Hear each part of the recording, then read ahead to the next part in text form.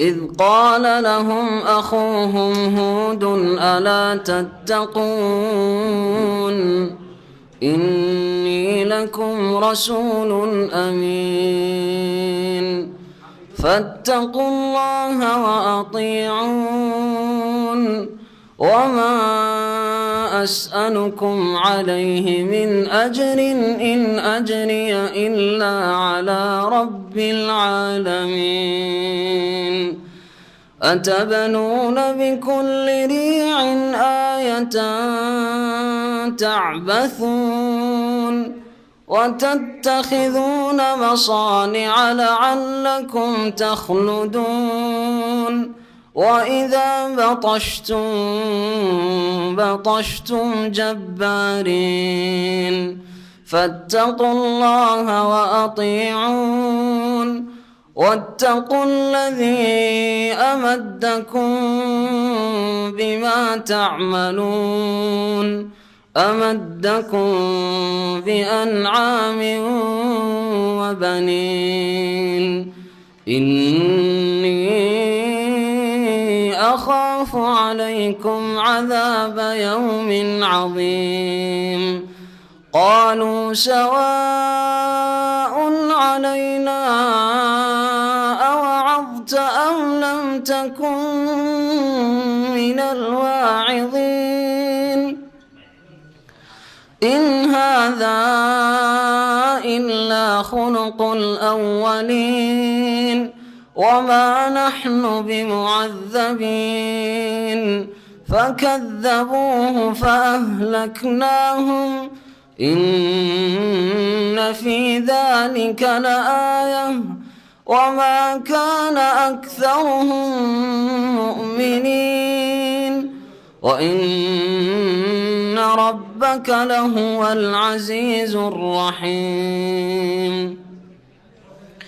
كذبت ثمود المرسلين إذ قال لهم أخوهم صالح ألا تتقون إني لكم رسول أمين فاتقوا الله وأطيعون وما أسألكم عليه من أجر إن أجري إلا على رب العالمين أتتركون فيما هاهنا آمنين في جنات وعيون وزروع ونخل طلعها هضيم وتنحتون من الجبال بيوتا فارهين فاتقوا الله وأطيعون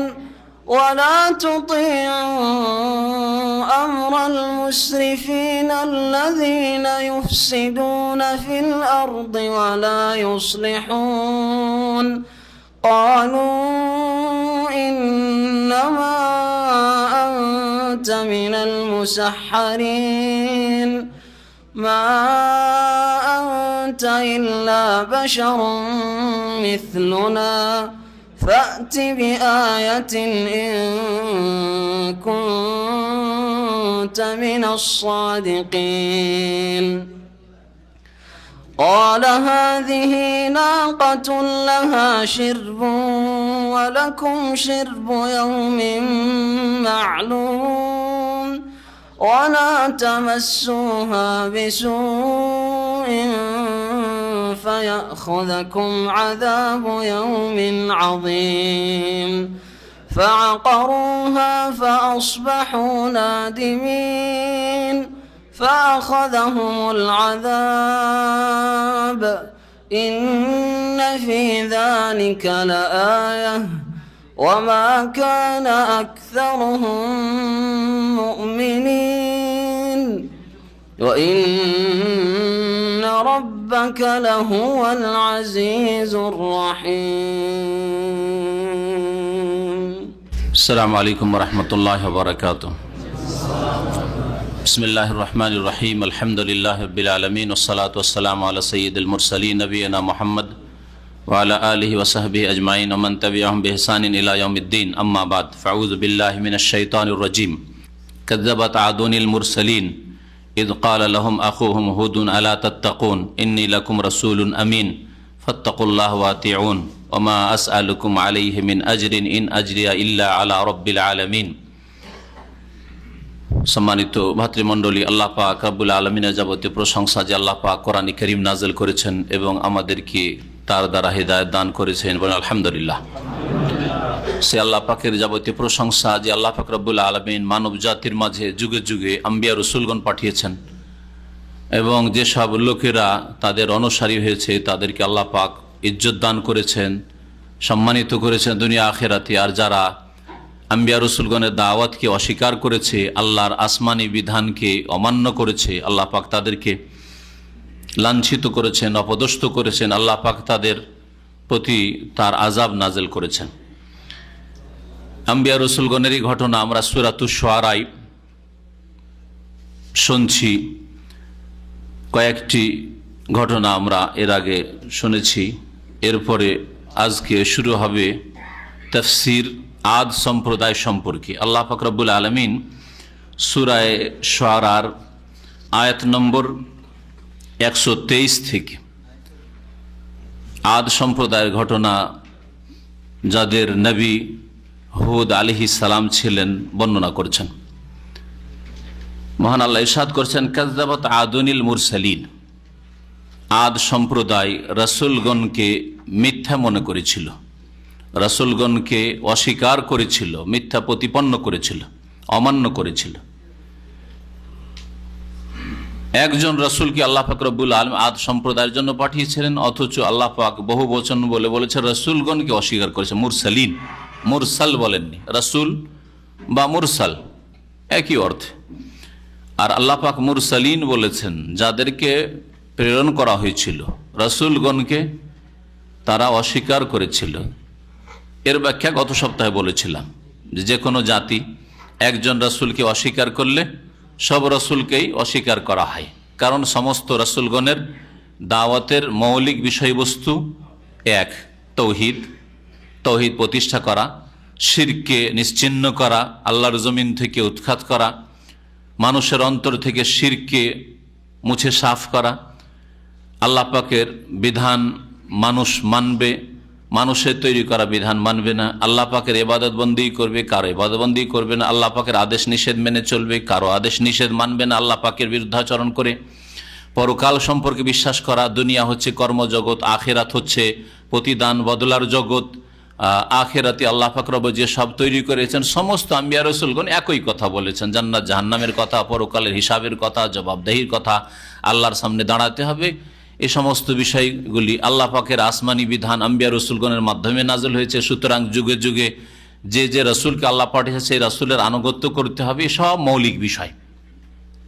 মৌলিক বিষয় সমস্ত আম্বিয়া রাসূলগণের দাওয়াত এক। এই জন্য একজন রাসূল বা হুদ আলাইহিস সালামকে আদ সম্প্রদায়ের জন্য প্রেরণ করলেও সমস্ত রাসূলগণকে যেন তারা অস্বীকার করেছে যখন হুদ আলাইহিস সালামকে অস্বীকার করেছে। আল্লাহ পাক ইরশাদ করেছেন যে আদ সম্প্রদায় রাসূলগণকে অস্বীকার করেছে, রাসূলগণের দাওয়াতকে অস্বীকার করেছে।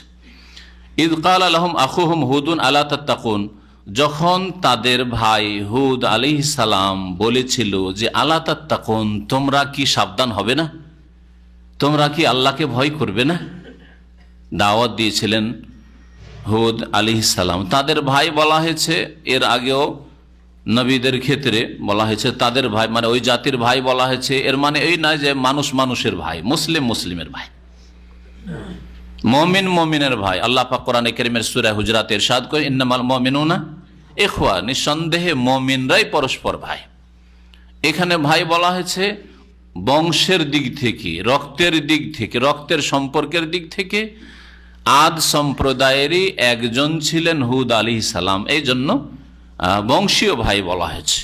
আল্লাহ পাক রব্বুল আলামিন ইরশাদ করছেন যে হুদ আলাইহিস সালাম বললেন যে তোমরা কি সতর্ক সাবধান হবে না। ইন্নী লাকুম রাসূলুন আমিন, নিঃসন্দেহে আমি তোমাদের জন্য একজন বিশ্বস্ত রসুল। ফাত্তাকুল্লাহ ওয়া আতিউন, সুতরাং আল্লাহকে ভয় করো এবং আমাকে মানো। ওয়া আতিউন, আমার আনুগত্য করো, আমার কথা মানো। ওমা আসআলুকুম আলাইহি মিন আজরিন, আর তোমাদের কাছে এর ওপর, এই যে আমি আল্লাহর দিনের দাওয়াত দিচ্ছি, তোমাদেরকে ভালো কথা শিখাচ্ছি, তোমাদেরকে সৎ পথে ডাকছি, তোমাদের পেছনে পরিশ্রম করছি, সময় ব্যয় করছি, এর জন্য তোমাদের কাছে কোনো পারিশ্রমিক চাই না, প্রতিদান চাই না। ইন আজরিয়া ইল্লা আলা রব্বিল আলামিন, আমার প্রতিদান একমাত্র রয়েছে রব্বুল আলামিন, বিশ্বজাহানের প্রতিপালকের কাছে, তার কাছে আমি শুধু বদলা চাই এর। আতাবনুনা বিকুল্লি রিইন আয়াতান তাবাসুন, হুদ আলাইহিস সালাম জাতিকে সম্বোধন করে বললেন যে তোমরা নির্মাণ করে থাকো, বিকুল্লি রিইন মানে প্রত্যেক উচ্চ স্থানে, রিউন বলা হয় মাকানুন মুরতাফি, উচ্চ জায়গাকে, উঁচু জায়গাকে, প্রত্যেক উচ্চ স্থানে তোমরা নির্মাণ করে থাকো আয়াতান স্মৃতিস্তম্ভ, তাবাসুন জানিয়ে তোমরা খেলাধুলা করছো, খেলতামাশা করছো, অর্থাৎ অনার্থক তোমরা স্মৃতিস্তম্ভ তৈরি করে থাকো, বড় বড় অট্টালিকা নির্মাণ করে থাকো রাস্তার পাশে, যাতে করে লোকেরা দেখে আর তোমাদের শুধু সুনাম গায়, তোমাদের ভালো আলোচনা করে, তোমাদের সুনাম হয়, ব্যাস এই জন্য, আর খেলতামাশা করবে এই জন্য।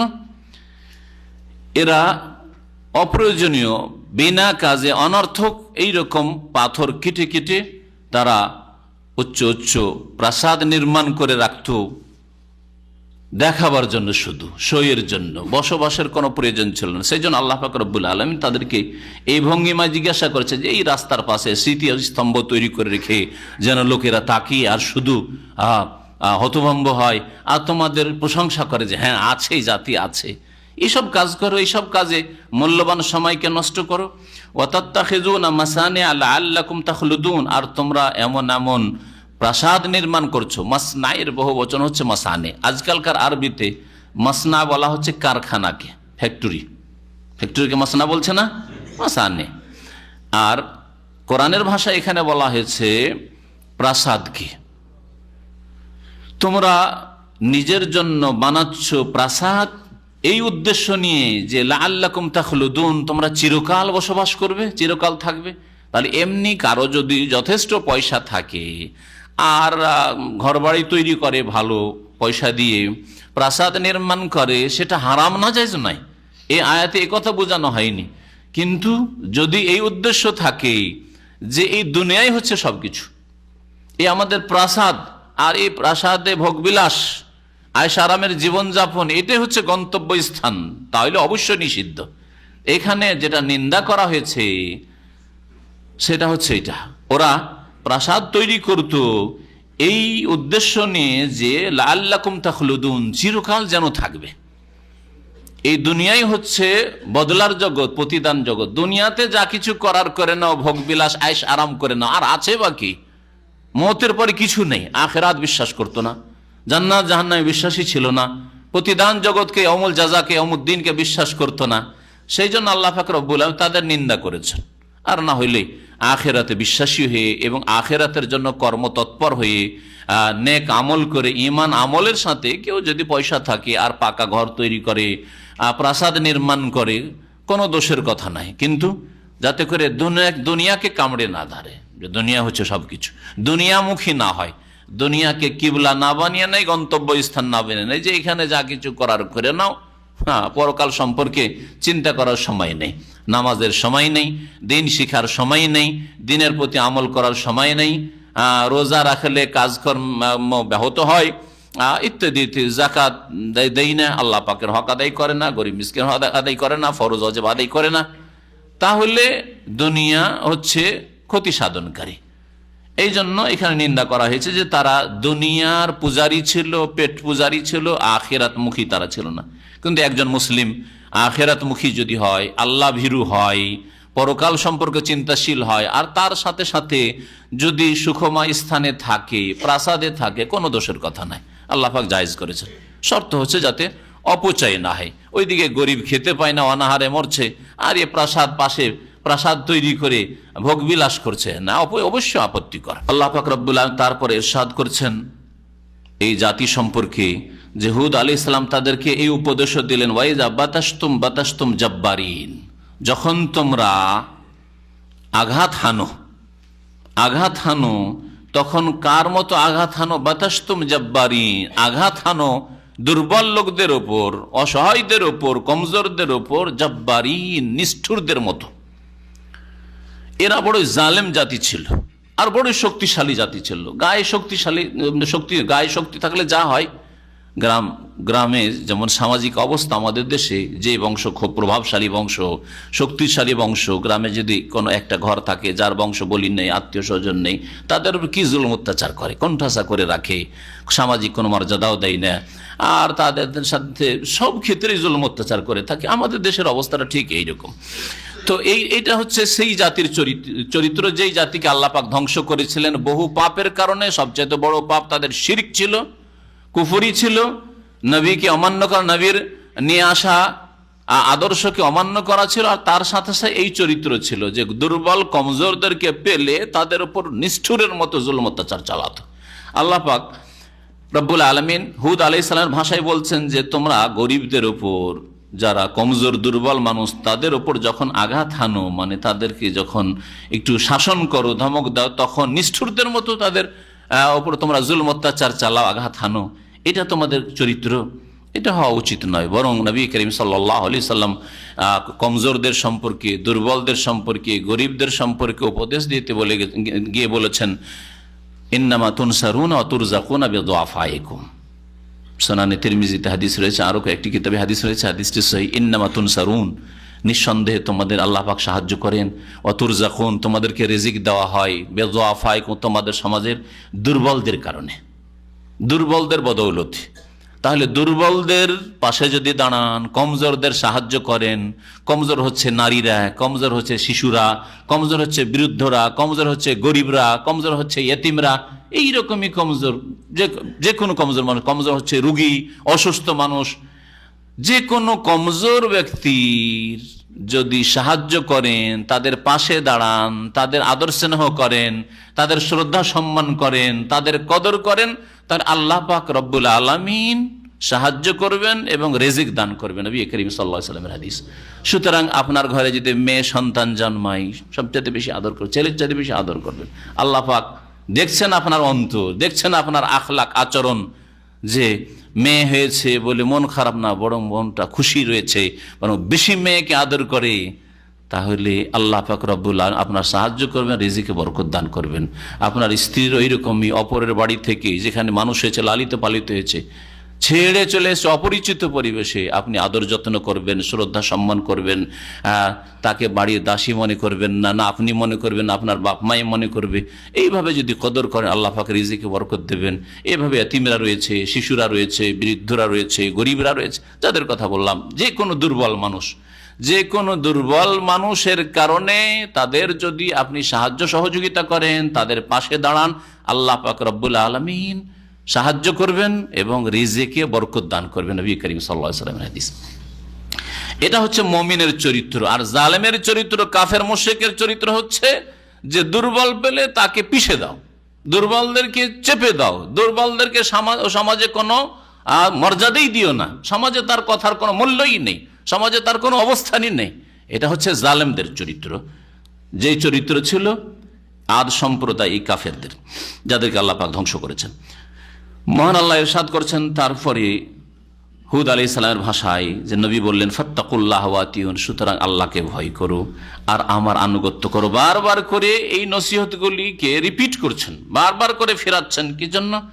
যে তাদের মধ্যে যে দোষ ত্রুটিগুলি আছে, দোষ ত্রুটিগুলি তুলে ধরে বলছে, দোষ ত্রুটি ছাড়ো, এসব অন্যায় ছাড়ো, জুলম অত্যাচার ছাড়ো, শিরক ছাড়ো, কুফরি ছাড়ো, আর আল্লাহকে ভয় করো আর আমার কথা মানো, তাতেই তোমাদের সার্বিক কল্যাণ রয়েছে ইহকাল পরকালের।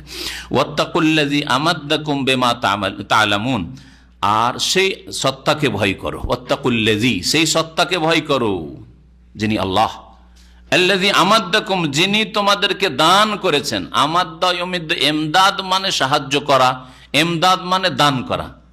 উর্দুতে ইমদাদ মানে সাহায্য করা হয়, কিন্তু আরবিতে ইমদাদ মানে আরেকটু ব্যাপক। আমাদ্দাকুম, কোরআনে কারীমে বহু জায়গায় এই শব্দটি ব্যবহার হয়েছে।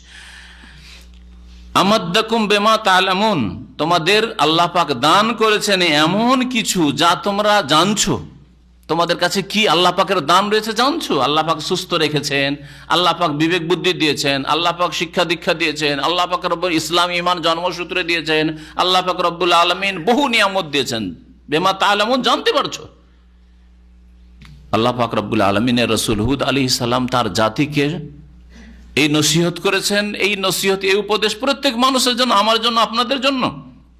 প্রত্যেকের কাছে আল্লাহ পাকের বহু নিয়ামত রয়েছে। সুতরাং যে আল্লাহ পাকের দান তোমাদের সাথে রয়েছে, কার দান? আল্লাহ পাকের দান। সুতরাং সেই আল্লাহকে ভয় করো, ওয়াত্তাকুল্লাহ, সেই সত্তাকে ভয় করো যিনি তোমাদেরকে দান করেছেন এমন কিছু যা তোমরা জানছো, হাড়ে হাড়ে টের পাচ্ছ। আমাদ্দাকুম বিআনআমি ওয়া বানিন, যেমন তোমাদেরকে আল্লাহ পাক দান করেছেন বিআনআম, গবাদি পশু, গৃহপালিত পশু দান করেছেন। অনেক লোককে আল্লাহ পাক রব্বুল পশু দান করেছেন। হুদ আলাইহিস সালামের জাতি আদ সম্প্রদায়কে আল্লাহ পাক প্রচুর গবাদি পশু দান করেছিলেন, যেটা ছিল তাদের ইনকাম সোর্স। ওয়া বানিন, এবং তোমাদেরকে সন্তান সন্ততি দান করেছেন। ওয়া জান্নাতি ওয়া আয়ুন, আল্লাহ পাক রব্বুল তোমাদেরকে বাগানাদি দান করেছেন, উদ্যান রাজি দান করেছেন। ওয়া আয়ুন, এবং তোমাদেরকে ঝর্ণাসমূহ আল্লাহ দান করেছেন, পানির ব্যবস্থা দিয়েছেন ঝর্ণার মাধ্যমে। আর বাগান দান করে যেখানে বিভিন্ন রকমের ফলমূল হচ্ছে যা তোমরা ভক্ষণ করছো। ইন্নী আখাফু আলাইকুম আযাবা ইয়াউমিন আযীম, বললেন হুদ আলাইহিস সালাম, দেখো আল্লাহ পাকের এত নিয়ামত পেয়েও যদি কুফরি করো, অকৃতজ্ঞ হও, পরকালকে অস্বীকার করো, যদি পাপ করো, ইন্নী আখাফ, আমি ভয় করি তোমাদের জন্য আযাবা ইয়াউমিন আযীম, মহা দিবসের আযাবকে, শাস্তিকে। কালু, তখন এই জাতি, কাফের অবাধ্য জাতি, নিষ্ঠুর জাতি বলল, সাওয়াউন আলাইনা, আমাদের জন্য সমান, তোমার কথা শোনা না শোনা আর তোমার উপদেশ দেওয়া না দেওয়া সমান। সাওয়াউন আলাইনা, আমাদের জন্য সমান বরাবর। আওয়াজতা আমলাম তাকুম মিনাল ওয়াইজিন, তুমি আমাদেরকে ওয়াজ করো, উপদেশ দাও। আমলাম তাকুম মিনাল ওয়াইজিন, আর না হয় উপদেশ না দাও, অর্থাৎ তোমার উপদেশ দেওয়া আর না দেওয়া দুটোই সমান, তাতে কোনো যায় আসে না।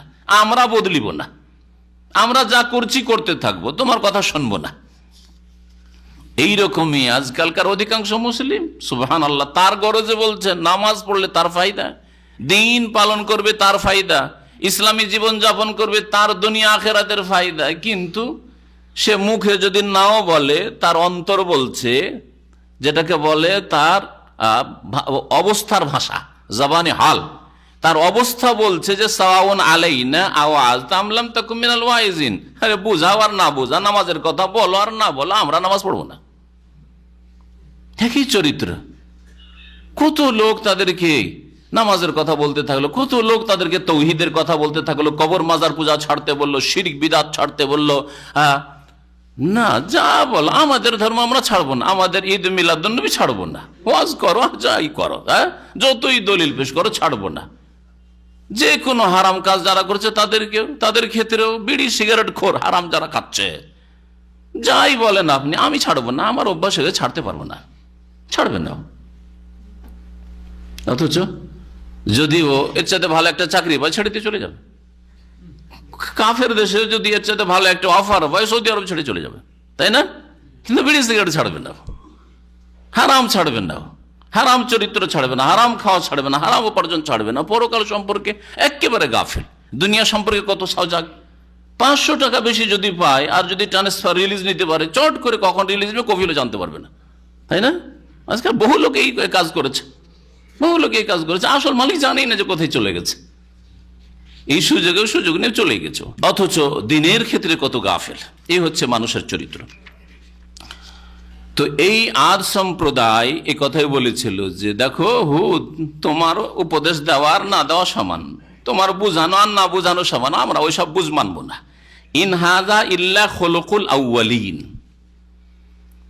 এ তো এছাড়া আর কিছু নয়, যে এটা হচ্ছে পূর্ববর্তী লোকেদের অভ্যাস, পূর্ববর্তী লোকেদের অভ্যাস।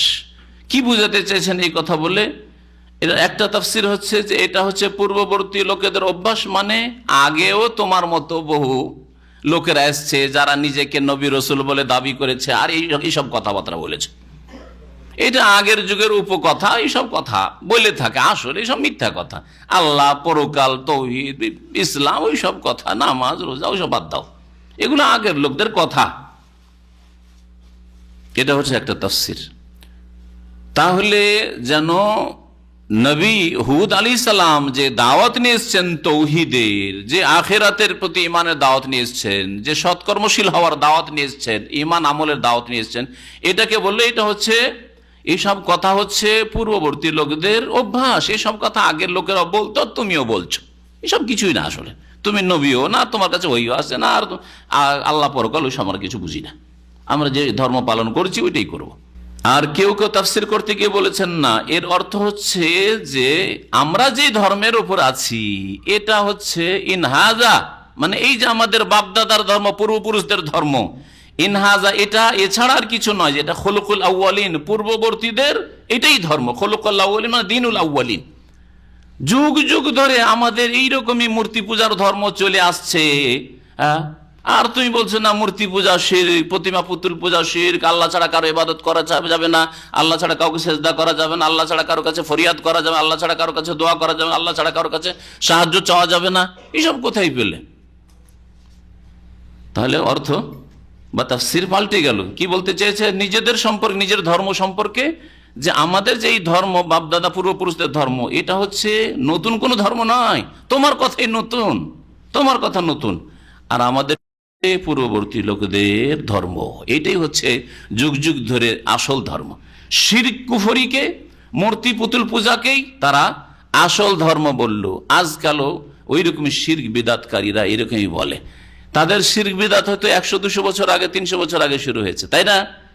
বা 500 বছর আগে শুরু হয়েছে। রাসূলুল্লাহ সাল্লাল্লাহু আলাইহি ওয়াসাল্লামের জামানায় ছিল না, সাহাবায়ে কেরামদের জামানায় ছিল না, তাবেঈনদের জামানায় ছিল না, তাবেঈনদের জামানায় ছিল না, আইম্মা বা আবু হানিফা, শাফি, মালিক, আহমদ তাদের জামানায় ছিল না। তাহলে যখন ওই আসল যুগটাই ছিল না, স্বর্ণ যুগে ছিল না, তাহলে নতুন হইল না তাদের ধর্ম? শিরক বিদআতের ধর্ম নতুন হইল না? পীরতন্ত্র নতুন হইল না? পীর মুরিদের ব্যবসা নতুন হইল না? ঈদে মিলাদুন্নবী নতুন হইল না? হ্যাঁ, মযহাবী গণায়, মযহাবী কন্দলে এক উম্মতকে ফাটল ধরানো নতুন হইল না? সব নতুন। কিন্তু না, এইটাই ঠিক, পরেরটাই ঠিক হয়ে গেল। ইন হাযা ইল্লা খুলুকুল আউয়ালিন। আর সাহাবায়ে কেরামদের জামানায়, খোলাফায়ে রাশিদিনের জামানায় যেটা ছিল, 4 ইমামের জামানায় যেটা ছিল, এক উম্মত একই উম্মত ছিল, আর এসব শিরক ছিল না, বিদআত ছিল না, কবর মাজার পূজা ছিল না, ওইটাই বাতিল হয়ে গেল। এখন যদি কেউ বলে যে আল্লাহ ছাড়া কারো ইবাদত নেই, কবর মাজার পূজা নেই, কবর পাকা করা নেই, কবরে চাদর চড়ানো নেই, ওরস করা নেই, পীর মুরিদি নেই, হ্যাঁ, তাসাউফ সুফিজম নেই, তাহলে আরে কোন বাতিল কথা নিয়ে আসলো? আগেরটা কি বাতিল ঘোষণা করলো?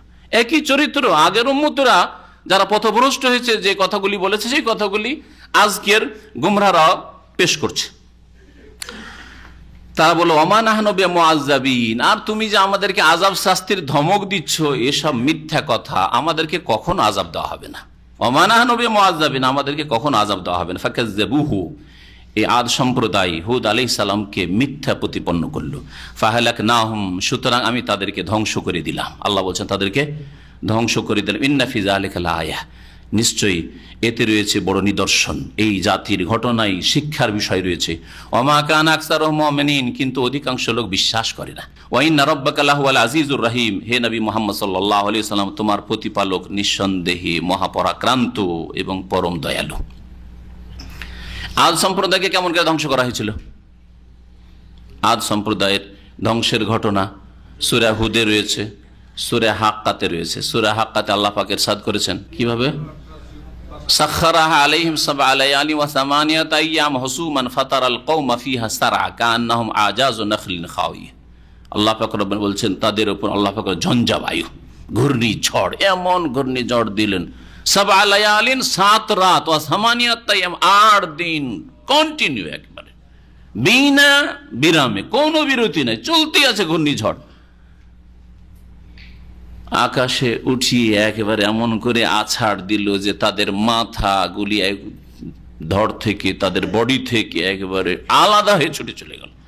দিয়ে এমন হয়ে পড়েছিল, আল্লাহ বলছেন কান্না আজাজ নাখলিন খাওয়িয়া, এমন মনে হচ্ছিল যে ওগুলি খেজুর গাছ, এই খেজুর গাছের ও কাণ্ডটা পড়ে আছে, আর ওপর ভাগটা আলাদা হয়ে গেছে। হ্যাঁ, শুধু খেজুর গাছের কাণ্ডটা যেমন পড়ে থাকে ওই রকম হয়ে তাদের বডিটা পড়ে আছে, মাথা নেই, মাথা চূর্ণ বিচূর্ণ কোথায় চলে গেছে। এবার আল্লাহ পাক রব্বুল তাদেরকে ধ্বংস করেছে। তারপরে আল্লাহ পাক সামুদ সম্প্রদায়ের কথা উল্লেখ করেছেন। সামুদ সম্প্রদায় কোন এলাকায় ছিল?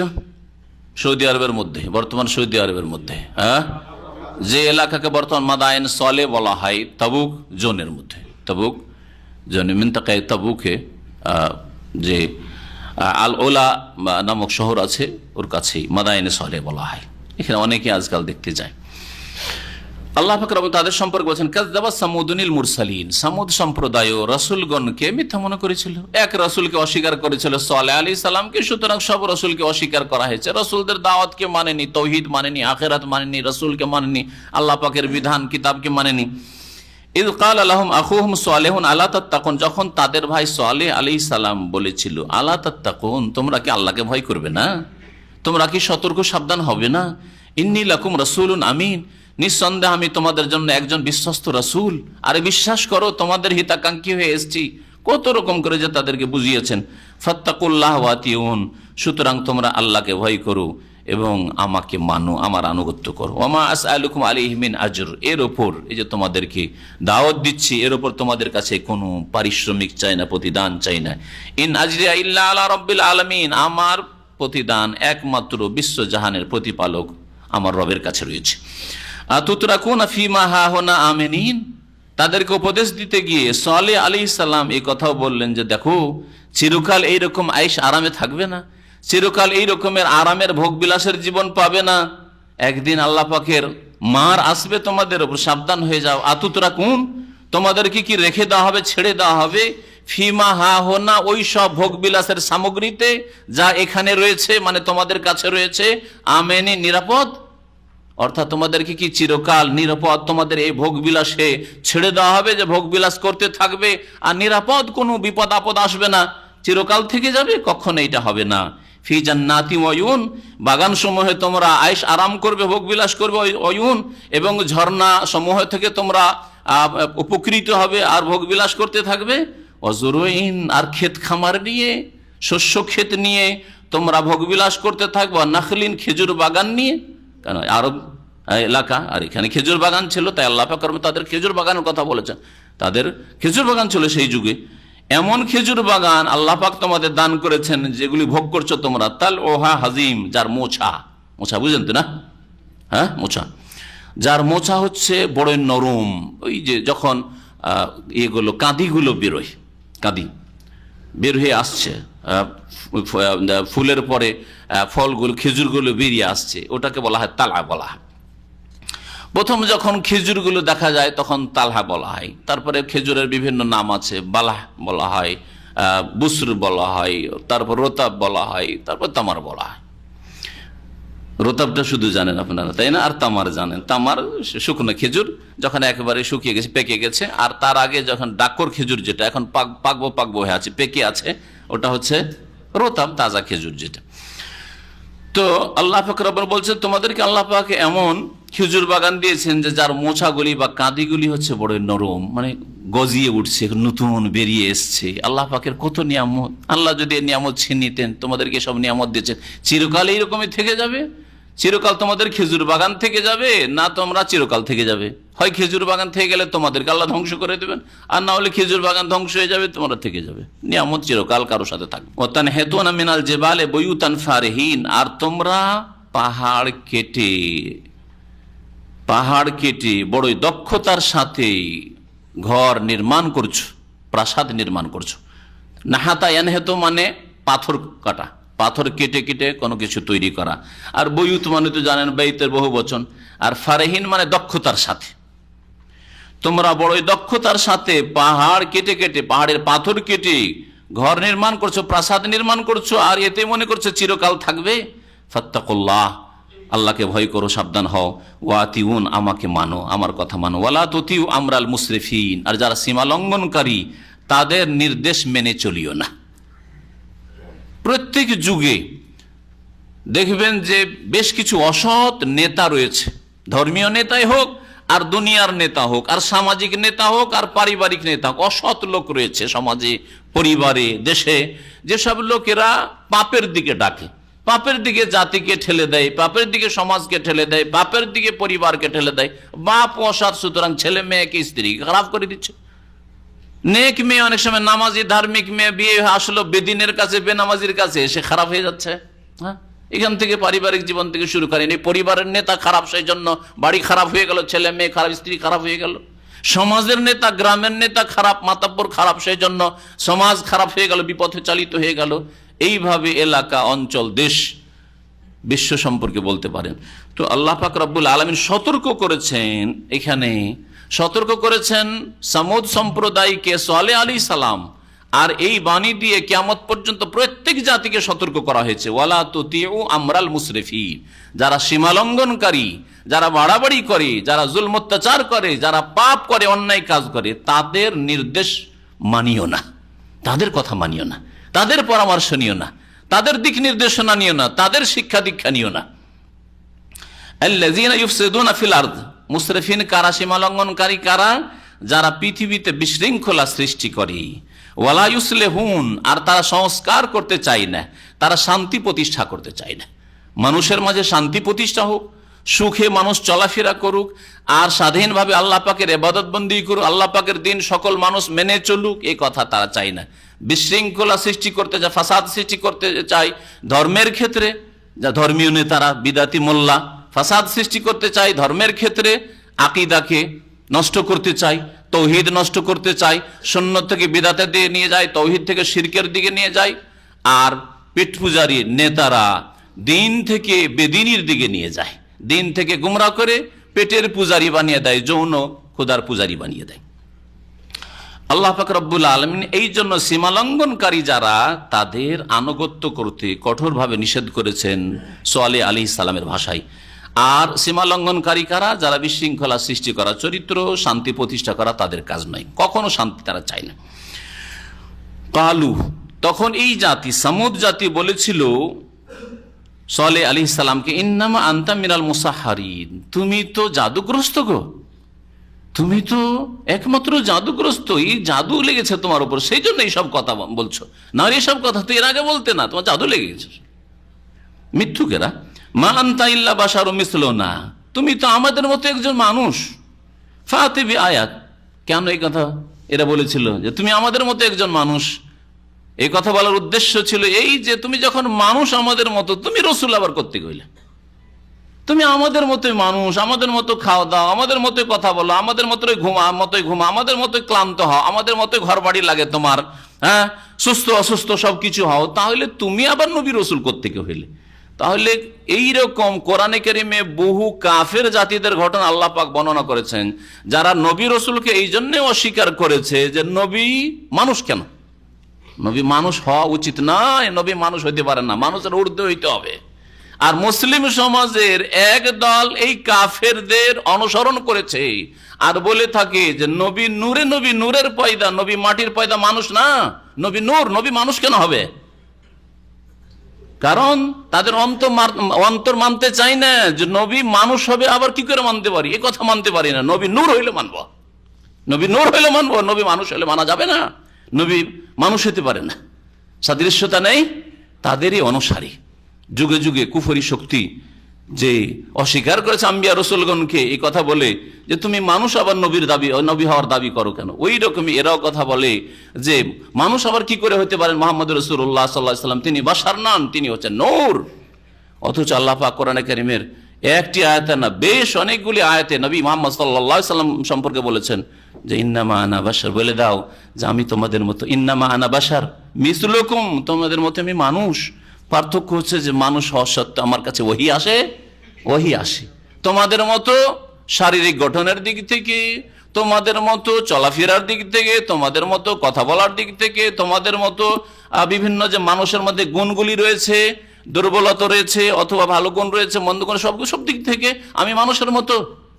তোমরাও ঘুমাও, আমাকে ঘুমাইতে হয়, তোমরাও ক্লান্ত হও, আমিও ক্লান্ত হই, তোমরাও অসুস্থ হও, আমিও অসুস্থ হই, তোমরাও ভুলে যাও, আমিও ভুলে যাই, বলেননি নবী করিম সাল্লাল্লাহু আলাইহি ওয়াসাল্লাম? যখন সহি হয়ে গেল নামাজে 2 রাকাত পড়ে সালাম ফিরে দিলেন, অথবা তাশাহুদে বসলেন না, প্রথম তাশাহুদে বসতে হইতো, সালাম ফেরার পরে নবী সাল্লাল্লাহু আলাইহি ওয়াসাল্লাম হাদিসে বলেননি ইন্নামা আনা বাশারুম মিসলুকুম, দেখো আমি তোমাদের মতো মানুষ, আনসা কামা তানসাউন, তোমরা যেমন ভুলে যাও আমি ভুলে যাই। হ্যাঁ, আল্লাহ কোরআনে এখানে বলছেন যে রাসূল মানুষ। নবী সাল্লাল্লাহু আলাইহি ওয়াসাল্লাম স্বয়ং নিজে বলছেন, নবী নিজে বলছেন যে আমি তোমাদের মতো মানুষ। আর এই বিদআতপন্থী বলছেন না ইয়া রাসূলুল্লাহ, আপনাকে মানুষ মানবই না, আপনাকে নূর বলবো, নূর বলবো। আপনি বললে কি হবে? আপনি বলছেন ভুল বলছেন, আমরা ঠিক বলছি যে আপনি নূর, ঠিক না? তাই না? এরা সামুদ সম্প্রদায় বলেছিল সালেহ আলাইহিস সালামকে, মা আনতা ইল্লা বাশারুম মিসলুনা, তুমি তো আমাদের মতো মানুষ, তোমাকে আবার নবী কি করে মানতে পারি?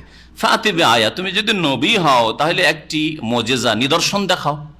ইন কুনতা মিনাস সাদিকিন, তুমি যদি সত্যবাদী হও, যে সত্যিকার অর্থে তুমি নবী আর তোমার কথায় তুমি সত্য কথা বলছো, তাহলে আমাদেরকে কোন নিদর্শন দেখাও। আল্লাহ পাক রব্বুল আলামিন নিদর্শন দেখিয়ে দিলেন, মুজিজা দেখিয়ে দিলেন। প্রথম তাদেরকে নিষেধ করে, দেখো এইরকম মুজিজা অলৌকিকত্ব আর নিদর্শন চেয়েও না, কারণ নিদর্শন যদি চলে আসে আর তারপরে যদি তোমরা আঁকাবাঁকা হও, না মানো, কোনো কিছু করো, হ্যাঁ অন্যায় কাজ করো, তাহলে আল্লাহর আযাব নিশ্চিত আসবে। এই জন্য যে কোনো নবীর মুজিজা জাতির জন্য কল্যাণকর নয়, মুজিজা আসার পরে না মানলে খবর আছে, ওই জাতিকে আল্লাহ রাখবেন না, ধ্বংস করে দেবেন। মুজিজা না আসা অনেকটাই ভালো তাদের জন্য। আর মুজিজা আল্লাহ পাক রব্বুল আলামিন যে কোনো জাতির জন্য নবীর সাথে চ্যালেঞ্জ স্বরূপ পাঠিয়ে থাকেন। তো আল্লাহ পাক রব্বুল আলামিনের কাছে মুজিজা যখন তলব করা হইল, রাসূলুল্লাহ সাল্লাল্লাহু আলাইহি ওয়াসাল্লাম, আল্লাহ পাকের রাসূল সালেহ আলাইহিস সালামের কাছে জাতি যখন তলব করলো, আল্লাহ পাকের কাছে দোয়া করলেন। সালেহ আলাইহিস সালাম আল্লাহ পাক রব্বুল আলামিন পাহাড় থেকে একটা উটনির মুজিজা দিয়ে দিলেন। পাহাড় থেকে একটা উটনি বেরিয়ে আসলো, আওয়াজ করতে করতে সামনে চলে আসলো। সালেহ আলাইহিস সালাম বললেন, এইটা হচ্ছে তোমাদের মুজিজা, তোমাদের মাঝে এই উষ্ট্রি থাকবে, আর এই উষ্ট্রিকে কখনো তোমরা জখমও করবে না, হত্যাও করবে না। আর তার সাথে সাথে এই উষ্ট্রি এত পানি পান করে যে একদিন সম্পূর্ণ পানি ওকে দিতে হবে, তোমরা কেউ পানি খেতে পারবে না, তোমাদের কূপ থেকে সব পানি এই উষ্ট্রি পান করবে। আর আরেকদিন তোমাদের পালা, একদিন তোমরা পানি নেবে, আর আরেকদিন শুধু উষ্ট্রি পানি, সেদিন তোমরা পানির ঘাটে নামতে পারবে না, কূপের কাছে যেতে পারবে না। সতর্ক করে দেওয়া হইল নবীর পক্ষ থেকে এই জাতিকে। তারপরেও আল্লাহ পাকের আযাব তাদের জন্য রয়েছে, তাদের অবাধ্যতার কারণে আল্লাহ পাকের আযাব নেমে আসলো। তারা করলো কি? আল্লাহ পাক রব্বুল বলছেন যে কালা হাযিহি নাকাতুন, সালেহ আলাইহিস সালাম বললেন যে দেখো তোমরা মুজিজা চাইলে, নিদর্শন চাইলে, হাযিহি নাকা, এই হচ্ছে উষ্ট্রি, লাহা শিরবুন ওয়ালাকুম শিরবু ইয়াউমিন মালুম, এই উষ্ট্রির জন্য একদিন পানি পানের পালা রয়েছে। শিরবুন সারেবাই আসাও মানে পানি পান করা, শারবাতুন মানে একবার পান করা, আর শিরবুন মানে হচ্ছে পানি পানের পালা, ওর একদিনের পালা রয়েছে। ওয়ালাকুম শিরবু ইয়াউমিন মালুম, আর তোমাদের জন্য নির্ধারিত একদিনের পানি পানের পালা রয়েছে। একদিন তোমরা পান করবে কূপ থেকে, আর একদিন রাস্তা ক্লিয়ার করে দিবে, কেউ কূপের কাছে আসবে না, শুধু এই উষ্ট্রি পানি পান করবে। ওয়ালা তামাসসুহা বিসু, আর এই উষ্ট্রিকে তোমরা কোন অনিষ্ট দ্বারা স্পর্শ করবে না, অসৎ উদ্দেশ্যে স্পর্শ করবে না, মানে একে আহত করবে না, নিহত করবে না, জখম করবে না, মারবে না একে। যদি এই কাজ করো ফায়াখুযাকুম আযাবু ইয়াউমিন আযীম, যদি এই কাজ করো যে উষ্ট্রিকে ক্ষয়ক্ষতি করলে, একে মেরে দিলে, তাহলে তোমাদের পাকড়াও করবে মহাদিবসের আযাব, কঠিন শাস্তি তোমাদেরকে ধরে ফেলবে, আল্লাহ ধ্বংস করে ফেলবেন। আল্লাহ পাক তারপরে ইরশাদ করেছে ফাআকারুহা, কিন্তু এই বদ জাতি এই উষ্ট্রিকে হত্যা করে দিল। আকারা মানে হত্যা করা হয় না, আকারা মানে পা কেটে দেওয়া। আকারার শাব্দিক অর্থ হচ্ছে পা কেটে দেওয়া। তাফসীর কারগণ এই জন্য লিখেছেন যে এই জাতি প্রথম ওই উটের পা কেটে দিয়েছিল। পা যখন কেটে দিল, তো পা কেটে দিলে উট পড়ে যাবে, উট পড়ে গেল, তখন ওকে জবাই করে দিল। আল্লাহ পাক রব্বুল এই ঘটনা কোরআনে কারীমের বিভিন্ন আয়াতে, বিভিন্ন সূরায় উল্লেখ করেছে। তার মধ্যে আম্মা পারার একটি ছোট্ট সূরা তো রয়েছে, তাই না? এজিম বাস আশকাহা, চক্রান্ত করলো, পরামর্শ করলো, কে আছে এই উটটাকে মারতে পারবে। তাদের সবচেয়ে বদ যে ছিল, সেই বদ প্রকৃত লোকটি দাঁড়ায়, আমি পারবো, এই কাজ আমি করব। এজিম বাস আশকাহা ফাকাল আলাহুম রাসূলুল্লাহ নাকাতাল্লাহ ওয়া সুকিয়াহা, আল্লাহর উষ্ট্রি কিন্তু নাকাতাল্লাহ, সাবধান সাবধান, আল্লাহর উষ্ট্রি থেকে, আল্লাহর উষ্ট্রিকে মারিও না। ওয়া সুকিয়াহা, আল্লাহর উষ্ট্রি যে পানি পানের এই পালা রয়েছে তাতেও তোমরা বাড়াবাড়ি করিও না, সেই দিন তোমরা পানি নিও না। ফাকাল আলাহুম রাসূলুল্লাহ নাকাতাল্লাহ ওয়া সুকিয়াহা ফাকাযযাবুহু, তারা কি করেছিল? নবীকে মিথ্যা মনে করেছিল। ফাআকারুহা, এবং সেটাকে জবাই করে দিয়েছিল, হত্যা করে দিয়েছিল। ফাদামদামা আলাইহিম রাব্বুহুম বিযামবিহিম, তাদের গুনার কারণে আল্লাহ পাক তাদেরকে ধ্বংস করে দিয়েছিলেন, একেবারে নিশ্চিহ্ন করে দিয়েছিলেন। ফাসাওয়াহা, একেবারে নিশ্চিহ্ন করে দিয়েছিলেন। ওয়ালা ইয়াখাফু উকবা, আল্লাহ কোনো জাতিকে ধ্বংস করে দিয়ে, কোনো জাতির আযাব দিয়ে তার কুপরিণতি বলে কখনো ভয় আশঙ্কা করেন না। দুনিয়ার যে কোনো শক্তি হোক না কেন, কোনো কিছু করলে রিয়াকশনের ভয় থাকে, তাই না? যতই বড় শক্তিশালী শাসক হোক, তারপরও কোনো অপারেশন করলে অপারেশনের পরে নিজেরও ভয় আছে, আমারও অপারেশন কখনো না হয়ে যায়, তাই না? কিন্তু আল্লাহ পাকের ভয় নেই। আল্লাহ পাকের কথা বলছে ওয়ালা ইয়াখাফু উকবাহ, কারো ক্ষমতা নেই যে আল্লাহ পাক রব্বুল আলামিনের সামনে দাঁড়াবে আর কখনো প্রতিশোধ নেওয়ার চেষ্টা করবে বা কিছু করতে পারবে। আল্লাহ পাক এখানে ইরশাদ ফাআকারুহা, তারা সেটাকে হত্যা করে দিয়েছিল। ফাআসবাহু নাদিমিন, অতঃপর তারা লজ্জিত, অনুতপ্ত হয়ে পড়েছিল। অনুতপ্ত কখন? অনুতপ্ত এই না যে তওবা করেছিল, যখন আল্লাহর আযাব চলে এসছে আর উপায় নেই, আযাব দেখে নিয়েছে, ধ্বংস নিশ্চিত, তখন তারা অনুতপ্ত হয়েছে, যখন তওবার দরজা বন্ধ হয়ে গেছে। ফাআখাযাহুমুল আযাব, আল্লাহ পাক বলছেন যে তাদেরকে আল্লাহ পাকের আযাবে পাকড়াও করেছিল। ইন্না ফি যালিকা লাআয়াহ, নিঃসন্দেহে এতে রয়েছে বড় নিদর্শন। ওমা কান আকসারুহুম মুমিনিন, কিন্তু অধিকাংশ লোক বিশ্বাস করে না। এতে শুধু তাদের জন্য শিক্ষার বিষয়, তারা তো ধ্বংস হয়ে চলে গেছে, কিন্তু কিয়ামত পর্যন্ত যত মানুষ আসবে প্রত্যেকের জন্য এতে শিক্ষার বিষয় রয়েছে। অধিকাংশ মানুষ বিশ্বাসই করে না, অথচ এসব সত্য ঘটনা আর এসবের চিহ্ন মজুদ রয়েছে। এমন নয় যে সব উপন্যাস কাহিনী এমন যেগুলি হয়তো ঘটেনি, কাল্পনিক কথা না, কাল্পনিক কথা নয়, বাস্তব সত্য যেসবের নিদর্শন এখনো মজুদ রয়েছে। ওয়াইন্না রাব্বাকা লাহুয়াল আজিজুর রহিম, আর হে নবী মুহাম্মদ সাল্লাল্লাহু আলাইহি সাল্লাম, তোমার প্রতিপালক নিঃসন্দেহে মহাপরাক্রান্ত আর পরম দয়ালু। আল্লাহ পাক রব্বুল আলামিন এই জাতিকে কি আযাব দিয়ে ধ্বংস করেছিলেন? সূরা হুদে আল্লাহ পাক ইরশাদ করেছেন, সূরা হুদ ছাড়াও অন্যান্য কয়েকটা সূরাতেও তাদের কথা বর্ণনা করা হয়েছে। কিভাবে ধ্বংস করেছিলেন? সাইহা, বিকট শব্দ, এমন একটা শব্দ হয়েছিল তাদের কানের পর্দা ফেটে গেছিল আর সবগুলি উপুড় হয়ে পড়েছিল। ফাসবাহু ফি দিয়ারিহিম জাসিমিন, নিজের নিজের বাড়িতে তারা মুখের ভরে তারা উপুড় হয়ে পড়েছিল। আল্লাহ পাক রব্বুল তারপরে আর এক জাতির কথা উল্লেখ করেছেন, কাযযাবাত কওমু লূতুনিল মুরসালিন, লূত আলাইহিস সালামের জাতি রাসূলগণকে অস্বীকার করেছিল। লূত আলাইহিস সালামকে অস্বীকার করেছিল, সুতরাং সমস্ত রাসূলকে অস্বীকার করেছে তারা। ইয ক্বালা লাহুম আখুহুম লূতুন আলা তাত্তাকুন, যখন তাদের ভাই লূত আলাইহিস সালাম বলেছিলেন আলা তাত্তাকুন, তোমরা কি সাবধান হবে না, তোমরা কি আল্লাহকে ভয় করবে না, তোমরা কি পাপ মুক্ত হবে না, বাঁচবে না গুনাহ থেকে, আলা তাত্তাকুন। লূত আলাইহিস সালামকে তাদের ভাই বলা হইল, অথচ ইতিহাস প্রমাণ করে যে লূত আলাইহিস সালাম ইব্রাহিম আলাইহিস সালামের ভ্রাতুষ্পুত্র ছিলেন, ভাতিজা, তাই না? লূত আলাইহিস সালামের ভাস্তে ছিলেন। লূত আলাইহিস সালাম কার ভাস্তে ছিলেন? ইব্রাহিম আলাইহিস সালামের। ইব্রাহিম আলাইহিস সালামের বংশধর কোথায়? ইরাকে। তো ইরাক থেকে লূত আলাইহিস সালাম ইব্রাহিম আলাইহিস সালামের সাথে হিজরত করে শাম দেশে গেলেন।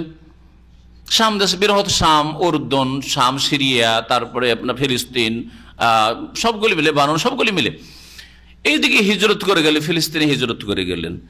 আর এখানে বলা হয়েছে তাদের ভাই। তো এখানে ওই ব্যাখ্যা করা যাবে যে ব্যাখ্যাগুলি এতক্ষণ করে আসলাম, আদ সম্প্রদায়ের ভাই মানে বংশের দিক থেকে ভাই, সামুদ সম্প্রদায়ের ভাই সালেহ আলাইহিস সালাম তার মানে বংশের দিক থেকে, রক্তের দিক থেকে ভাই।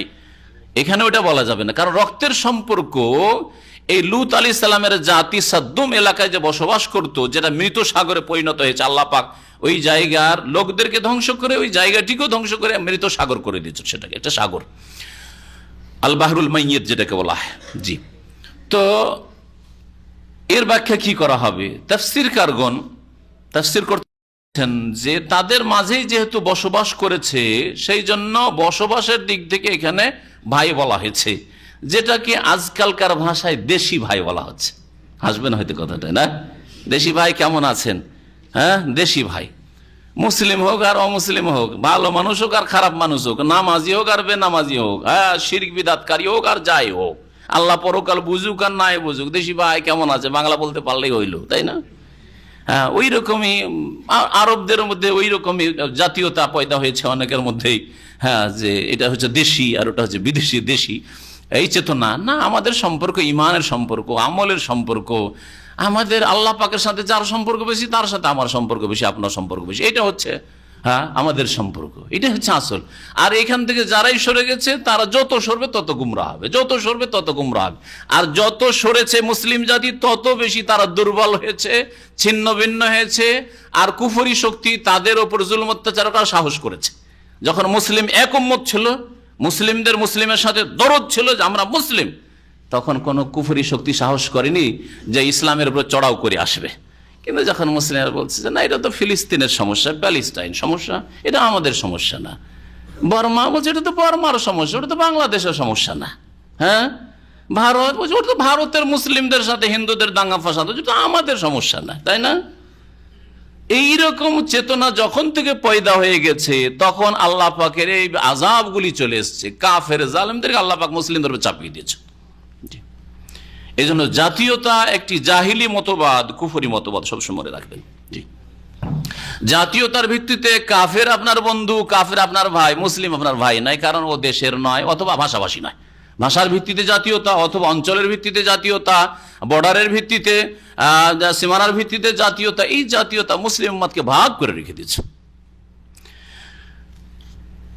এখানে লূত আলাইহিস সালামকে তাদের ভাই বলা হয়েছে, তাদের এলাকায় বসবাস করেছে এবং তাদের এলাকায় আল্লাহ পাক দাওয়াতের জন্য পাঠিয়েছেন, দীর্ঘদিন তাদের মাঝে দাওয়াতের কাজ করেছেন, এই অর্থে এখানে বলা হয়েছে আল্লাহ তাত্তাকুন, তোমরা কি আল্লাহকে ভয় করো। ইন্নী লাকুম রাসূলুন আমিন, তোমাদের জন্য আমি বিশ্বস্ত রাসূল। ফাত্তাকুল্লাহ ওয়া আতিউন, সুতরাং আল্লাহকে ভয় করো, আমার কথা মানো। ওমা আসআলুকুম আলাইহি মিন আজর, তোমাদের কাছে কোনো বদলা চাই না, একমাত্র আমি বিশ্বজাহানের প্রতিপালকের কাছে বদলা চাই। আতাতুনা যুকরানা মিনাল আলামিন, লূত আলাইহিস সালামের জাতি, লূত আলাইহিস সালামের জাতি কুফরির সাথে, শিরকের সাথে, পৌত্তলিকতার সাথে সাথে যেই অপরাধটি ছিল, এমন এক অপরাধ, জঘন্য অপরাধ, নোংরামি, যেই নোংরামি পাপের কথা তার আগে কোনো মানুষ জানতো না, কোনো মানুষ জানতো না। আদম আলাইহিস সালাম থেকে শুরু করে বহু জাতি লূত আলাইহিস সালাম আগে চলে গেছে। আদ সম্প্রদায় এত অবাধ্য, কিন্তু এই নোংরামি চরিত্র তাদের ছিল না। সমুদ সম্প্রদায়ের এই নোংরামি চরিত্র ছিল না। নূহ আলাইহিস সালামের জাতির, কাফের অবাধ্য জাতির এই নোংরামি চরিত্র ছিল না। এরকম বহু জাতি, যেসব জাতির কথা আল্লাহ হয়তো কোরআনে বর্ণনা করেছেন, বহু জাতি চলে গেছে, কিন্তু তারা এই রকমের কুকাজ জানতো না। পুরুষ পুরুষের সাথে যৌন চাহিদা পূরণ করে, সমকামিতার পাপ, এটা প্রথম শুরু করেছিল এই লূত আলাইহিস সালাম, যেই জাতির জন্য রাসূল হয়ে প্রেরিত হয়ে যায় সেই জাতি। এই জন্য এই কাজটিকে আরবিতে লুতিয়া বলা হয় আর উর্দুতে লেওয়াতাত বলা হয়। লূত আলাইহিস সালামের সাথে এই কুচরিত্রের কোনো সম্পর্ক ছিল না, কিন্তু তার জাতি যেহেতু এই কুকাজ করতো, এই জন্য এই নামটি এইভাবে পড়েছে। নবী সাল্লাল্লাহু আলাইহি ওয়াসাল্লামের হাদিসে এইভাবে বলা হয় না। নবী সাল্লাল্লাহু আলাইহি ওয়াসাল্লামের হাদিসে বলা হয়েছে ইযা রাআইতুম মান ইয়ামালু আমালা কওমে লূত, লূত আলাইহিস সালামের এই নোংরা জাতির কাজ, এই কুকাজ করতে যদি কাউকে পাও, ফাকতুলুল ফাইলা ওয়াল মাফউলা বিহি, তাহলে যে করবে আর যার সাথে করবে আর সন্তুষ্ট থাকবে, দুইজনকে হত্যা করে ফেলা। তাহলে জেনার চাইতে বড় অপরাধ? জেনার ক্ষেত্রে বিবাহিত আর অবিবাহিতর মাঝে বিধানের পার্থক্য রয়েছে। বিবাহিত মানুষ যদি জেনা লিপ্ত হয় তাহলে তার জন্য মৃত্যুদণ্ড, সংসার পাথর মেরে শেষ করো।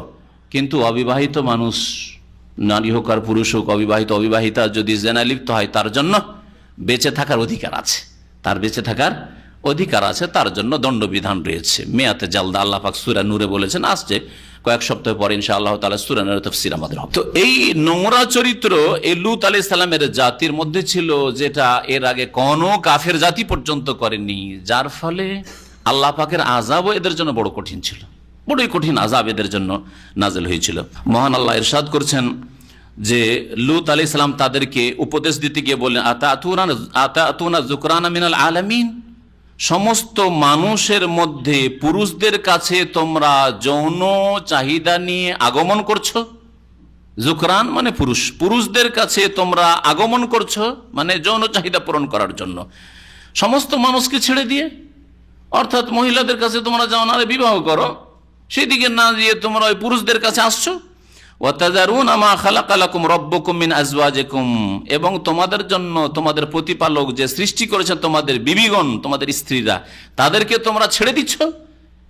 এমন এই জাতি নোংরা জাতি হয়েছিল যে স্ত্রীর কাছে যাওয়ার মোটেই চাহিদা থাকতো না তাদের, স্ত্রীর কোনো খোঁজ খবর নিত না, প্রথম কথা বিয়ে করার কোনো প্রয়োজন করতো না, আর তারপরে স্ত্রী থাকলে স্ত্রীর কাছে মোটেই যেত না। আর এই চরিত্র দুঃখের বিষয় যে এক যুগে ছিল শুধু লূত আলাইহিস সালামের জাতির মধ্যে, তাই না? আজকে প্রত্যেক জাতির মধ্যে ঢুকে পড়েছে, প্রত্যেক জাতির মধ্যে দুঃখের বিষয় ঢুকে পড়েছে। আর এমনও জাতি রয়েছে পশ্চিমা সভ্যতার জাতি, যেই জাতি এটাকে সরকারিভাবে বৈধ করে দিয়েছে, আদালতে বৈধ করে দিয়েছে যে পুরুষ পুরুষকে বিবাহ করতে পারে, পুরুষ পুরুষের সাথে থাকতে পারে, যেমন মহিলা মহিলাকে বিবাহ করে থাকতে পারে। আউযুবিল্লাহ, এগুলো নাকি স্বাধীনতা তাদের। এগুলো স্বাধীনতা না, এগুলো হচ্ছে পাশবিক চরিত্র, পশুর চরিত্র, গরু ছাগল আর কুকুর শৃগালের চরিত্র। আল্লাহ পাক রব্বুল আলামিনের গজব কেন আসবে না আজকের জমিনে? যদি এটাকে বৈধ করে দেওয়া হয়, সরকারিভাবে বৈধ করে দেওয়া হয়, আইনে বৈধ করে দেওয়া হয় এত বড় অপরাধকে, যার জন্য কঠোর আযাব আল্লাহ পাকের নাযিল হয়েছে, তার আল্লাহ পাকের আযাব গজব কেন আসবে না?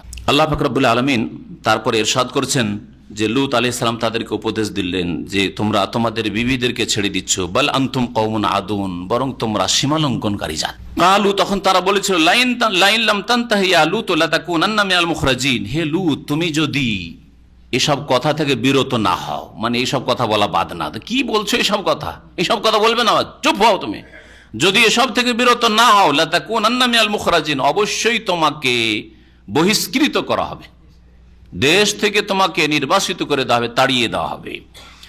এইরকমই ধমক দিয়ে থাকে জালেম শক্তি। জালেম শক্তি, বাড়াবাড়ি করো না সেই টিকেটে দেওয়া হবে, হ্যাঁ, যা বাড়াবাড়ি করো, হ্যাঁ, তোমাকে এই শাস্তি দেওয়া হবে, ওই শাস্তি দেওয়া হবে।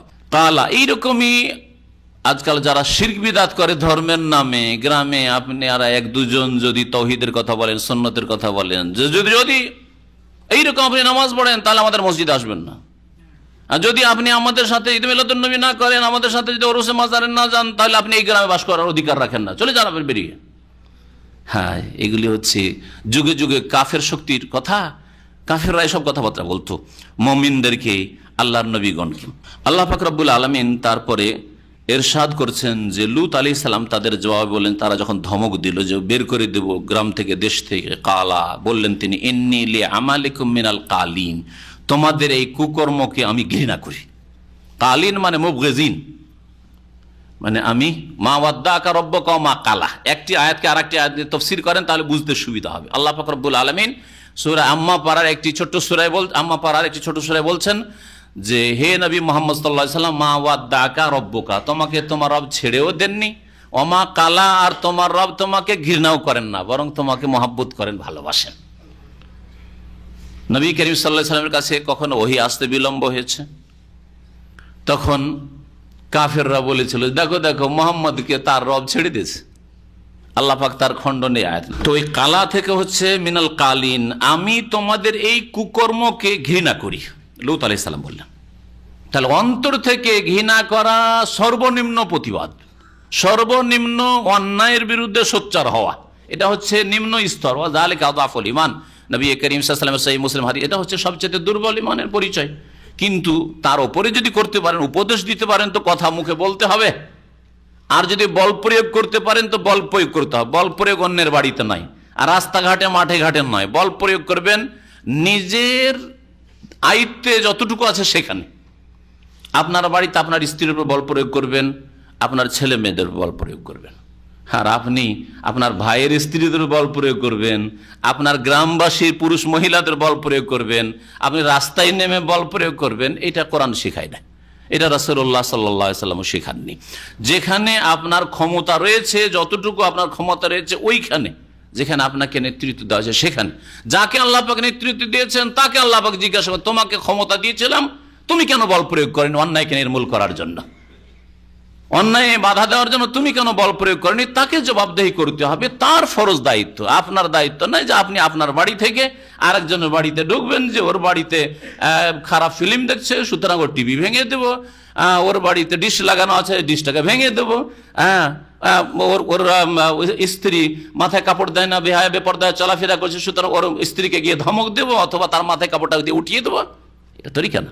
বল প্রয়োগ করা, এটা আপনার যেখানে ক্ষমতা রয়েছে সেই ক্ষমতার ভিতরেই থাকতে হবে, ক্ষমতার বাইরে না। আল্লাহ পাক রব্বুল আলামিন ইরশাদ করছেন যে লূত আলাইহিস সালামের দাওয়াত যখন তারা অস্বীকার করলো আর লূত আলাইহিস সালামকে মেরে দেওয়ার জন্য চক্রান্ত করলো, তখন আল্লাহ পাকের কাছে দোয়া করো, রব্বি নাজ্জিনি ওয়া আহলি মিম্মা ইয়ামালুন, হে আল্লাহ আমাকে রক্ষা করো, ওয়া আহলি আমার পরিবারকে রক্ষা করো, মিম্মা ইয়ামালুন ওই সব অন্যায় কাজ থেকে যা তারা করে, তাদের কুকর্ম থেকে, তাদের কুকর্ম থেকে আমাকে রক্ষা করো এবং আমার পরিবারকে রক্ষা করো। তাফসীরকাররা বলেছেন লূত আলাইহিস সালামের দুজন স্ত্রী ছিল, একজন স্ত্রী মোমেনা আর ওই স্ত্রী আর তার দুই মেয়ে, এদেরকে নিয়ে তিনি হিজরত করেছিলেন, ওখান থেকে রাতারাতি বেরিয়ে গিয়েছিলেন আর তার অনুসারী যারা ছিল তাদেরকে নিয়ে। আর আল্লাহ পাকের আযাব গজবে ওই দেশবাসীর সাদ্দুম এলাকার লোকেরা ধ্বংস হয়েছিল। আর আরেক স্ত্রী যে ছিল কাফেরা, এই কুকর্ম তার মধ্যে ছিল না, কিন্তু কাফেরা ছিল, সেই জন্য আল্লাহ পাক রব্বুল তাকেও ধ্বংস করে দিয়েছিলেন। তাকে আল্লাহ পাক রব্বুল আলামিন এখানে বুড়ি বলে বা বৃদ্ধা বলে আখ্যায়িত করেছেন। কোরআনে কারীমের একাধিক আয়াতে তার কথা রয়েছে। মহান আল্লাহ ইরশাদ করেছেন যে ফানাজ্জাইনাহু ওয়া আহলাহু আজমাইন, সুতরাং আমি লূত আলাইহিস সালামকে এবং তার পরিবার সকলকে আমি রক্ষা করলাম, মুক্তি দিলাম আযাব থেকে। ইল্লা আজুজান ফিল গাবিরিন, তবে এক বৃদ্ধা বুড়ি, ফিল গাবিরিন সে ধ্বংসপ্রাপ্তদের অন্তর্ভুক্ত ছিল, যারা ধ্বংস হয়েছিল তাদের সাথে থেকে গেছিল। গাবেরিন শাব্দিক অর্থ অবশিষ্টদের, যারা থেকে গেছিল। লূত আলাইহিস সালাম চলে গেলেন তার মুমিন পরিবারকে নিয়ে, আর যারা থেকে গেছিল তাদের দলভুক্ত হয়েছিল ওই বৃদ্ধা, অর্থাৎ লূত আলাইহিস সালামের স্ত্রী যে কাফেরা ছিল। সুম্মা দাম্মারনাল আখারিন, যখন লূত আলাইহিস সালাম বেরিয়ে গেলেন রাতের অন্ধকারে, ভোর রাত্রে, যেমন অন্য জায়গায় আল্লাহ পাক সূরা কামার ইরশাদ করেন নাজ্জাইনাহুম বিসসাহার, ভোর রাত্রে আমি তাদেরকে রক্ষা করেছিলাম, মুক্তি দান করেছিলাম। অতঃপর আমি ধ্বংস করলাম, আল্লাহ পাক বলছেন অন্যদেরকে, অর্থাৎ এই কাফেরদেরকে, এই কুকর্মকারীদেরকে ধ্বংস করে দিলাম। ওয়া আমতারনা আলাইহিম মাতারান ফাসাআ মাতারুল মুনজারিন, আর তাদের উপর আমি বৃষ্টি বর্ষণ করেছিলাম বিশেষ ধরনের। ওয়া আমতারনা আলাইহিম মাতারান, মাতারান মানে বিশেষ ধরনের বৃষ্টি। আল্লাহ পাক রব্বুল আলামিন আযাবের বৃষ্টি বর্ষণ করেছিলেন, ফাসা পাথরের বৃষ্টি, পাথর বর্ষণ হয়েছিল। ফাসা মাতারুল মুনজারিন, যাদেরকে সতর্ক সাবধান করা হয়েছিল তাদের এই বৃষ্টি কতই না মন্দ ছিল। এই বৃষ্টি শুনলে তো মানুষ খুশি হয়, যে বর্ষার প্রয়োজন রয়েছে, পানির প্রয়োজন রয়েছে, কিন্তু এদের বৃষ্টি, যাদেরকে সতর্ক সাবধান করা হয়েছিল লূত আলাইহিস সালামের মাধ্যমে, বড়ই মন্দ বৃষ্টি ছিল, আল্লাহ পাকের আযাব ছিল। ইন্না ফি যালিকা লাআয়া, নিশ্চয় এতে নিদর্শন রয়েছে। ওমা কানা আকসারুহুম মুমিনিন, কিন্তু অধিকাংশ লোক বিশ্বাস করে না। ওয়া ইন্না রাব্বাকা লাহুয়াল আজিজুর রহিম, নিঃসন্দেহে হে নবী মুহাম্মদ সাল্লাল্লাহু আলাইহি ওয়াসাল্লাম তোমার রব মহাপরাক্রান্ত, বড় দয়াবান। আল্লাহ পাক রব্বুল আলামিন লূত আলাইহিস সালামের জাতিকে ধ্বংস করেছিলেন কি আযাব দিয়ে বলুন? লূত আলাইহিস সালামের ঘটনা বেশ কিছু সূরায় বর্ণনা করা হয়েছে। সূরা আরাফে বর্ণনা করা হয়েছে, সূরা হুদে বর্ণনা করা হয়েছে, সূরা হিজরে বর্ণনা করা হয়েছে, এখানে সূরাতুশ শুআরায় বর্ণনা করা হয়েছে। তো এখানে আল্লাহ পাক রব্বুল একটি আযাবের কথা উল্লেখ করে, সেটা হচ্ছে যে তাদের উপর বিশেষ ধরনের বৃষ্টি বর্ষণ করা হয়েছিল। এই বৃষ্টির কথা অন্য জায়গায় বলা হয়েছে যে হেজারাত মিন সিজ্জিলি মানদুদ, সেটা পাথরের বর্ষণ ছিল, পাথরের বৃষ্টি ছিল। আর আরেকটি আযাবের কথা সূরা হুদে বা সূরা হিজরেও রয়েছে, ফাজআলনা আলিয়াহা সাফিলাহা, ফাজআলনা আলিয়াহা সাফিলাহা, আমি তাদের জমিনের ভূমির ওপর ভাগকে নিচে করে দিয়েছিলাম, উল্টে এইভাবে ধরে জিবরাইল আলাইহিস সালাম উল্টে রেখে দিয়েছিলেন, পাতাল থেকে উঠে ওপরটাকে একবার নিচে করে দিলেন আর নিচেটাকে ওপরে করে দিয়েছিলেন। ওয়ামতারনা আলাইহিম হিজারাতাম মিন সিজ্জিল মানদুদ, তারপরে তাদের উপর পাথরের বৃষ্টি বর্ষণ করেছিলাম, যাতে করে এদিক ওদিক শহরের বাইরে যদি কেউ মরুভূমিতে এদিক ওদিক ছুটে থাকে তাদের উপর সেই আযাব নামে আর সকলেই ধ্বংস হয়ে যায়। এইভাবে আল্লাহ পাক রব্বুল আলামিন ধ্বংস করেছে। আল্লাহ পাক রব্বুল আলামিন তারপরে আরেক জাতির কথা উল্লেখ করেছেন যাদেরকে আসহাবুল আইকা বলা হয়েছে। মহান আল্লাহ ইরশাদ করেছেন, কাযযাবা আসহাবুল আইকাতিল মুরসালিন, মিথ্যা মনে করেছিল, অস্বীকার করেছিল আইকাবাসী। আইকা মানে কি? আইকা মানে হচ্ছে বন জঙ্গল। আইকা মানে হচ্ছে বন বা জঙ্গল, ঘন গাছ যেখানে আছে, নিবিড় অরণ্য, এটাকে বলা হয় আইকা। আর কেউ কেউ তাফসীর করতে গিয়ে বলেছেন যে শুআয়ব আলাইহিস সালাম যে এলাকায় দাওয়াত দেওয়ার জন্য এসেছিলেন ওই এলাকার পাশে একটা গাছ ছিল, যে গাছটি অত্যন্ত ঘন ডাল এবং পাতা বিশিষ্ট, ঘন ডাল গাছের আর ঘন পাতা, এই রকম গাছ ছিল যে গাছটির পুজো করত ওই জাতি। এই জন্য এই জাতিকে আসহাবুল আইকা বলা হয়েছে, মানে আইকার পূজারী জাতি। আসহাবুল আইকা মানে ওই ঘন ঘন ডাল পাতা বিশিষ্ট গাছের পূজারী জাতি, এই কথা বোঝানো হয়েছে। অথবা বন জঙ্গলের অধিবাসী, বন জঙ্গলের অধিবাসী, বন জঙ্গল যেখানে ছিল সেখানে বসবাসকারী জাতি আসহাবুল আইকা। আল্লাহ পাক রব্বুল আলামিন ইরশাদ করছেন, কাযযাবা আসহাবুল আইকাতিল মুরসালিন, আইকাবাসী বন জঙ্গলের অধিবাসীরা অথবা ঘন ডাল আর পাতা বিশিষ্ট গাছের পূজারীরা রসুলগণকে অস্বীকার করেছিল। ইদ কাল আলাহুম শুআইবুন আলা তাত্তাকুন, যখন তাদেরকে শুআইব আলাইহিস সালাম বলেছিলেন তোমরা কি আল্লাহকে ভয় করবে না, তোমরা কি পাপ মুক্ত হবে না, তোমরা কি গুনাহ থেকে বাঁচবে না, তোমরা কি সতর্ক সাবধান হবে না, এইভাবে নসিহত করেছিলেন। ইন্নী লাকুম রাসূলুন আমিন, নিঃসন্দেহে আমি তোমাদের জন্য বিশ্বস্ত রাসূল। ফাত্তাকুল্লাহ ওয়া আতিউন, সুতরাং আল্লাহকে ভয় করো, আমার কথা মানো। ওয়া মা আসআলুকুম আলাইহি মিন আজর, আর তোমাদের কাছে আমি কোনো পারিশ্রমিক চাই না। ইন আজরিয়া ইল্লা আলা রাব্বিল আলামিন, আমার পারিশ্রমিক রব্বুল আলামিনের কাছে রয়েছে, বিশ্বজাহানের রবের কাছে। তাদের শিরকের সাথে, এই শুআইব আলাইহিস সালামের জাতির শিরক কুফরির সাথে যেই পাপটি ছিল, বিশেষ পাপ, সেটা ছিল দাঁড়ি মারা, ওজনে কম দেওয়া, মাপতে গিয়ে কম দেওয়া, পাত্রে কাঠায় মাপা, খাদ্যদ্রব্য কাঠায় মাপা হইতো প্রাচীন যুগে। আজ থেকে 25-50 বছর আগেও আমরা দেখতাম যে কাঠাতে পাত্রে মাপা হইতো, ধান মাপতো আড়িতে বা ধামাতে, না দেখেছেন না অনেকে। আর ওজন হয় দাঁড়ি পাল্লা দিয়ে ওজন করা, এটাকে ওজন বলা হয়। এটা হচ্ছে কাইল আর ওজনের পার্থক্য। ওয়াইযা কালুহুম আও ওয়াজানুহুম ইখসিরুন, অনেকে মনে করে মাপ, কাইল, ওয়াজান আবার কি জিনিস, দুটো আলাদা আলাদা জিনিস, দুটো এক জিনিস নয়। যদি আপনি কোনো পাত্রে মাপেন এটাকে কাইল বলা হয়, আর যদি দাঁড়ি পাল্লা দিয়ে মাপেন ওটাকে ওজন বলা হয়। তো আল্লাহ পাক রব্বুল আলামিন এদের সম্পর্কে ইরশাদ করছেন যে, যা আমরা কোরআনে কারীম থেকে জানতে পেরেছি, যে শুআইব আলাইহিস সালামের জাতি দাঁড়ি মারা জাতি ছিল। নেওয়ার সময় বেশি নিত আর দেওয়ার সময় কম দিত, ওজনের ক্ষেত্রে, মাপের ক্ষেত্রে, অন্য ক্ষেত্রেও। আর এই বিষয়টি জীবনের অনেক ক্ষেত্রে লাগাতে পারেন। আপনি দেওয়ার সময় কম দিচ্ছেন আর নেওয়ার সময় বেশি নিচ্ছেন, ডিউটির ক্ষেত্রে লাগান, কারণ আপনারা সকলে ডিউটিতে রয়েছে, যাতে নিজেদের প্রথম সংশোধন হয়। অন্যের সংশোধন আগে নিজের সংশোধন করতে হবে। আপনি মালিকের সাথে চুক্তি করেছেন 1000 রিয়াল বেতন ধরেন বা 2000 রিয়াল বেতন, মালিক 2000 দেবে, এটা আপনার ন্যায্য প্রাপ্য। আর মালিক আপনার সাথে চুক্তি করেছে যে 8 ঘন্টা অথবা 10 ঘন্টা ডিউটি, যা চুক্তি করেছে চুক্তি পুরা করতে হবে। ওয়াল মুসলিমুনা আলা শুরুতিহিম, নবী করিম সাল্লাল্লাহু আলাইহি ওয়াসাল্লাম মুসলিম শর্ত পুরা করবে, তাই না?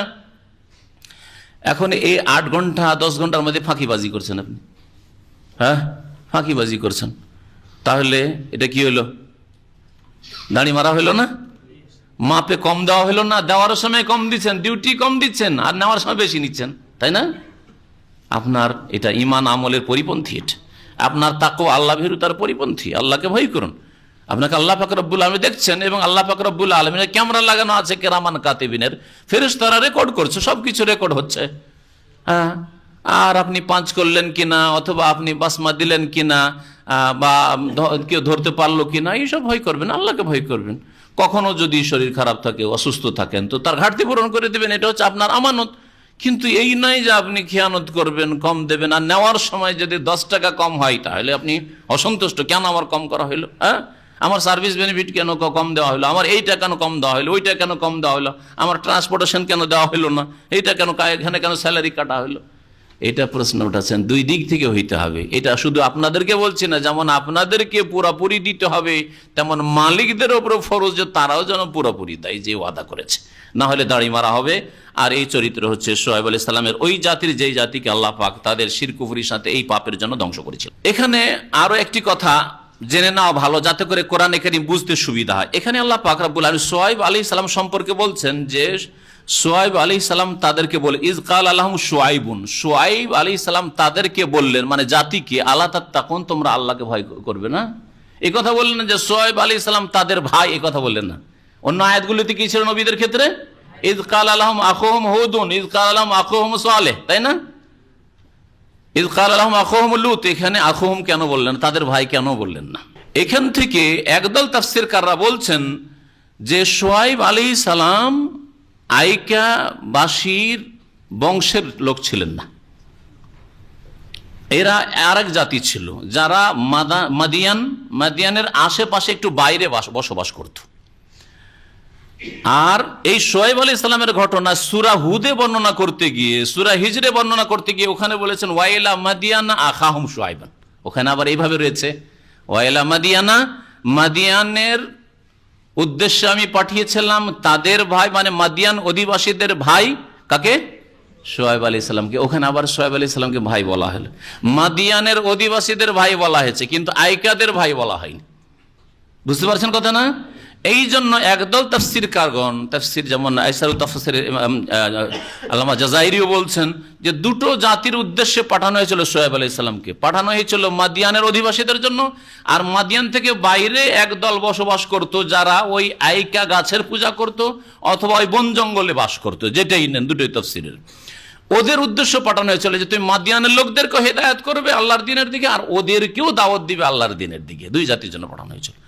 তাফসীর ইবনে কাসির, ইমাম ইবনে কাসির রাহমাতুল্লাহ আলাইহি বলছেন না, এটা নয়, একটি জাতি ছিল, তবে কিছু লোক ছিল যারা বাইরে বসবাস করত, বন জঙ্গলে, শহরের বাইরে, মাদিয়ানের বাইরে বসবাস করত, আর তারা ওই আইকা গাছের পূজা করত।